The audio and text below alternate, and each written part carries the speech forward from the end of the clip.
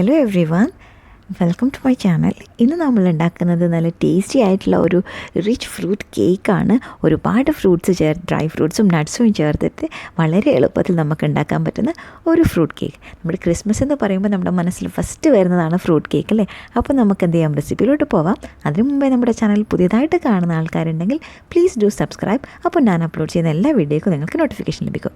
അപ്പോൾ അതിനായിട്ട് നമുക്ക് ആദ്യം ഫ്രൂട്ട്സ് സോക്കാണ് വേണ്ടതല്ലേ. അതിനായി കുറച്ച് ഡേറ്റ്സ് എടുത്തിട്ടുണ്ട്, കുറച്ച് ബ്ലാക്ക് റൈസിൻസ് എടുത്തിട്ടുണ്ട്, അതുപോലെ കുറച്ച് നമുക്ക് മിക്സായിട്ട് നമുക്ക് ഇഷ്ടമുള്ള ആ ഒരു ഡ്രൈ ഫ്രൂട്ട്സ് ഒക്കെ നമുക്ക് ആഡ് ചെയ്യാം.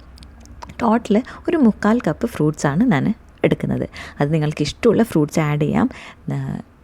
ടൂട്ടി ഫ്രൂട്ടി ആഡ് ചെയ്യാം, ചെറീസ് ആഡ് ചെയ്യാം, ആപ്രിക്കോട്ട്സ് ആഡ് ചെയ്യാം. നിങ്ങൾക്ക് ഏത് ഡ്രൈ ഫ്രൂട്ട്സ് ആണോ ഇഷ്ടം ആ ഡ്രൈ ഫ്രൂട്ട്സ് ഒക്കെ നിങ്ങൾക്ക് ഇതിലേക്ക് ആഡ് ചെയ്യാം. ടോട്ടൽ ഒരു 3/4 കപ്പ് വേണമെന്ന് മാത്രമേ ഉള്ളൂ. ഓക്കെ, അത് നമ്മൾ ഇന്ന് ഓറഞ്ച് ജ്യൂസിലാണ് സോക്ക് ചെയ്തേക്കുന്നത്. നിങ്ങൾക്കിതിന് പകരം ഗ്രേപ്പ് ജ്യൂസിലും സോക്ക് ചെയ്യാം. ഒരു 1/2 കപ്പ് ജ്യൂസ് മതിയാവും. ഇനി നെക്സ്റ്റ് നമുക്ക് നട്ട്സ് റെഡിയാക്കാം. ഇതിനായിട്ട് ഞാൻ കുറച്ച് കാഷ്യൂ നട്ട്സ് എടുത്തിട്ടുണ്ട്, അത് ചെറുതായിട്ട് ചോപ്പ് ചെയ്തു. പിന്നെ കുറച്ച് വാൾനട്ട്സ് എടുത്തിട്ടുണ്ട്, അതുപോലെ കുറച്ച് ആൽമണ്ട്സും എടുത്തിട്ടുണ്ട്. ഇത് മൂന്നും നമുക്ക് ചെറുതായിട്ട് ചോപ്പ് ചെയ്ത് വെച്ചിട്ടുണ്ട്. ഇത് മൂന്നും കൂടെ ടോട്ടൽ ഒരു 1/4 കപ്പ് വേണം. അപ്പോൾ ഡ്രൈ ഫ്രൂട്ട്സും നട്ട്സും കൂടെ ടോട്ടൽ എത്രയാണ്? 1 കപ്പാണ് ചേർത്തിരിക്കുന്നത്. അപ്പോൾ ഇതിലേക്ക് 1 സ്പൂണോളം മൈദ ചേർത്തിട്ട് നമ്മൾ എന്ത് ചെയ്തിട്ടുണ്ട്, നന്നായിട്ടൊന്ന് മിക്സ് ചെയ്ത് കൊടുത്തിട്ടുണ്ട്. നമ്മുടെ കേക്കിൻ്റെ ബാറ്ററിൽ ഇത് താഴെ പോയി അടിഞ്ഞു കൂടാതിരിക്കാൻ വേണ്ടിയിട്ടാണ് നമ്മൾ ഈ മൈദയിൽ മിക്സ് ചെയ്ത് കൊടുക്കുന്നത്. അപ്പോൾ ഇതും കൂടെ മിക്സ് ചെയ്തതിന് ശേഷം നമുക്കൊന്ന് മാറ്റി വെക്കാം. അതിനുശേഷം ഞാനൊരു കേക്ക് ഉണ്ടാക്കാനായിട്ടൊരു പാത്രം എടുത്തിട്ടുണ്ട്, നമ്മൾ ബീറ്റ് ചെയ്യാനായിട്ട്. അതിലോട്ട് ഒരു എഗ്ഗ്, ഇത് റൂം ടെമ്പറേച്ചറിലുള്ള എഗ്ഗാണ് നമ്മൾ ആഡ് ചെയ്യുന്നത്. ഇനി നമുക്ക് കേക്കിനെ ഒന്ന് ബീറ്റ് ചെയ്തെടുക്കാം. ഇത് 1 മിനിറ്റ് മാത്രം ബീറ്റ് ചെയ്താൽ മതിയാവും. നമ്മുടെ ബീറ്റർ വെച്ചിട്ടാണ് ചെയ്യുന്നതെങ്കിൽ അപ്പോഴേക്കും നമ്മുടെ എഗ്ഗ് നന്നായിട്ട് പതിഞ്ഞ് കിട്ടും. ഇതെല്ലാം നമ്മുടെ കയ്യിൽ ബീറ്റർ ഇല്ല എന്നുണ്ടെങ്കിൽ സാധാരണ ഒരു ബീറ്റർ വെച്ചിട്ട് നമുക്ക് ചെയ്തെടുക്കാം. വളരെ എളുപ്പമാണ്. 1-2 മിനിറ്റിൻ്റെ കാര്യം മാത്രമേ ഉള്ളൂ. ഓക്കെ, അപ്പോൾ നമ്മുടെ എഗ്ഗ് പതിഞ്ഞ് വന്നിട്ടുണ്ട്. ഇനി നമ്മളൊരു അരിപ്പ വെച്ചു. ഇതിലേക്ക് നമ്മളിന് പഞ്ചസാര ചേർക്കുകയാണ്. നമ്മളിന്നിവിടെ ബ്രൗൺ ഷുഗറാണ് ആഡ് ചെയ്തേക്കുന്നത്. ബ്രൗൺ ഷുഗർ ആയിക്കഴിഞ്ഞാൽ നല്ല ഒരു ബ്രൗൺ കളറും അതുപോലെ നല്ല കാരമലിൻ്റെ അടിപൊളി ടേസ്റ്റ് നമ്മുടെ കേക്കിന് കിട്ടും. അതുകൊണ്ടാണ് നമ്മൾ ബ്രൗൺ ഷുഗർ ആഡ് ചെയ്തേക്കുന്നത്. അപ്പോൾ നമ്മുടെ കയ്യിൽ ബ്രൗൺ ഷുഗർ ഇല്ല എന്നുണ്ടെങ്കിൽ നമുക്ക് സാധാരണ പഞ്ചസാര വെച്ചിട്ടും സെയിം റെസിപ്പി ഫോളോ ചെയ്യാം. അപ്പോൾ എന്താ ചെയ്യേണ്ടതെന്ന് വെച്ച് കഴിഞ്ഞാൽ നമ്മളൊരു 1/4 കപ്പ് പഞ്ചസാര പൊടിച്ച് ചേർക്കാം. ബാക്കിയുള്ള ഒരു 1/4 കപ്പ് നമുക്ക് കാരമൽ ചെയ്യാം. അതിലോട്ട് നമുക്ക് ഒരു 1/4 കപ്പ് ഇവിടെ വെള്ളമോ അല്ലെങ്കിൽ ചായയോ കാപ്പിയോ ചേർത്ത് കഴിഞ്ഞാൽ കൂടുതൽ ഒരു ബ്രൗൺ കളർ, കട്ടൻ ചായ അല്ലെങ്കിൽ കട്ടൻ കാപ്പി പോലെ നമ്മൾ ചേർത്ത് കഴിഞ്ഞാൽ കുറച്ചുകൂടെ ബ്രൗൺ കളർ നമുക്ക് കിട്ടും. നമ്മുടെ ടേസ്റ്റിലും യാതൊരു പ്രോബ്ലം വരില്ല. ഓക്കെ, അതിനൊന്ന് കുറുക്കിയെടുത്തതിന് ശേഷം നമുക്ക് ഈ റെസിപ്പിയിലോട്ട് ചേർത്താൽ മതിയാവും. അപ്പോൾ നമ്മളിതൊന്ന് മിക്സ് ആയിട്ടുണ്ട്. ഇനി ഇതിലേക്ക് നമ്മൾ ഒരു 1/2 കപ്പ് മൈദ കൂടെ ചേർക്കാണ്. ഒരു 100 ml ആണ് 1/2 കപ്പ് എന്ന് പറഞ്ഞാൽ ഞാൻ ഇവിടെ ചേർത്തേക്കുന്നത്. പിന്നെ ഇതിലേക്ക് 1/2 teaspoon baking powder, 1/4 teaspoon baking soda, പിന്നെ ഒരു പിഞ്ച് നമ്മുടെ ഏലക്ക പൊടിച്ചത് ചേർത്തിട്ടുണ്ട്. ഇതൊരു ഏലക്ക പൊടിച്ചതിൻ്റെ പകുതിയാണ്. ഓക്കെ, ഇനി ഇതിലേക്ക് ഒരു 1/2 ടീസ്പൂൺ സിനമൺ ചേർത്തിട്ടുണ്ട്. നമുക്ക് ഈ ഒരു സമയത്താണ് നമ്മൾ ചേർക്കേണ്ട സ്പൈസസ് ഒക്കെ ചേർക്കേണ്ടത്. ഞാൻ ഒത്തിരി സ്പൈസസ് ചേർക്കുന്നില്ല. നമുക്ക് വേണമെങ്കിൽ ഇവിടെ നട്ട്മഗും അതുപോലെ ക്ലവിൻ്റെയും ഒക്കെ പൊടി ചേർക്കാവുന്നതാണ്. പിന്നെ ഒരു പിഞ്ച് ഉപ്പും കൂടെ ചേർത്തിട്ടുണ്ട്. ഇനി നമുക്കിതിനെ എന്ത് ചെയ്യാം, നന്നായിട്ടൊന്ന് സീവ് ചെയ്തെടുക്കാം. ഓക്കെ, അപ്പോൾ നമ്മളിതിനൊന്ന് സീവ് ചെയ്തെടുത്തിട്ടുണ്ട്. ഇനി നമ്മൾ മിക്സർ യൂസ് ചെയ്യുന്നില്ല, നമ്മളൊരു സ്പാച്ചുല വെച്ചിട്ട് ഇതിനെ ഒന്ന് ഫോൾഡ് ചെയ്തെടുക്കുകയാണ് ചെയ്യുന്നത്. നമ്മൾക്ക് ഒരു ബേക്കറിയുടെ ടേസ്റ്റ് കിട്ടണമെന്നുണ്ടെങ്കിൽ നമ്മൾ ആഡ് ചെയ്യുന്ന ഡ്രൈ ഫ്രൂട്ട്സും നട്ട്സും ഒക്കെ എന്ത് ചെയ്യാം, ആ ഒരു ബേക്കറിയിൽ നിന്ന് ആഡ് ചെയ്യുന്ന പോലെ ഒരുപാട് ചെറീസും ടൂട്ടി ഫ്രൂട്ടിയും ഒക്കെ ആഡ് ചെയ്താൽ മതിയാവും.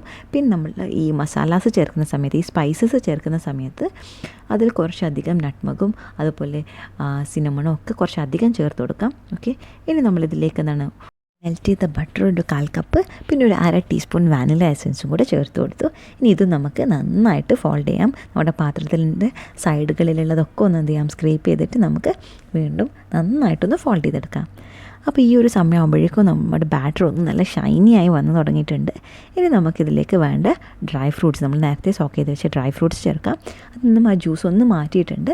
ഒന്ന് പിഴിഞ്ഞിട്ടൊന്നുമില്ല, നമ്മൾ ജസ്റ്റ് ഒന്ന് ആ ജ്യൂസ് അധികമുള്ള ജ്യൂസ് ഒന്ന് മാറ്റിയിട്ടേ ഉള്ളൂ. പിന്നെ അതിലേക്ക് ഒരു 1/2 ടീസ്പൂൺ മൈദ കൂടെ ചേർത്തിട്ട് ഒന്ന് മിക്സ് ചെയ്ത് നമ്മുടെ ബാറ്ററിലോട്ട് ചേർത്തു. ഞാനിവിടെ ഏകദേശം ഒരു 2 മണിക്കൂറാണ് നമ്മുടെ ഫ്രൂട്ട്സ് സോക്ക് ചെയ്തത്. അറ്റ്ലീസ്റ്റ് 1 മണിക്കൂറെങ്കിലും നമ്മൾ എന്ത് ചെയ്യാം, ഈ ഫ്രൂട്ട്സിനെ ഒന്ന് സോക്ക് ചെയ്തെടുക്കാം. ശേഷം നമ്മൾ റെഡിയാക്കി വെച്ച നട്ട്സ് ചേർക്കാം. ടോട്ടൽ 1 കപ്പാണ് നമ്മുടെ ഡ്രൈ ഫ്രൂട്ട്സും നട്ട്സും കൂടെ വേണ്ടത്. ഒരു 3/4 കപ്പ് ഡ്രൈ ഫ്രൂട്ട്സും ഒരു 1/4 കപ്പ് നട്ട്സുമാണ് നമ്മളിവിടെ ആഡ് ചെയ്തേക്കുന്നത്. അപ്പോൾ ഇതുകൂടി ചേർത്ത് നമ്മളൊന്ന് മിക്സ് ചെയ്തിട്ടുണ്ട്.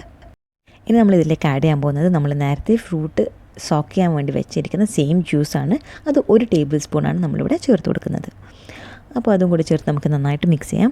നമ്മളുടെ കയ്യിൽ ബ്രൗൺ ഷുഗർ ഇല്ല എന്നുണ്ടെങ്കിൽ നമ്മൾ സാധാരണ പഞ്ചസാര വെച്ചിട്ടാണ് ചെയ്തതെന്നുണ്ടെങ്കിൽ ഈ ഒരു സ്റ്റേജ് നമ്മൾക്ക് എന്ത് ചെയ്യാം, സ്കിപ്പ് ചെയ്യാം.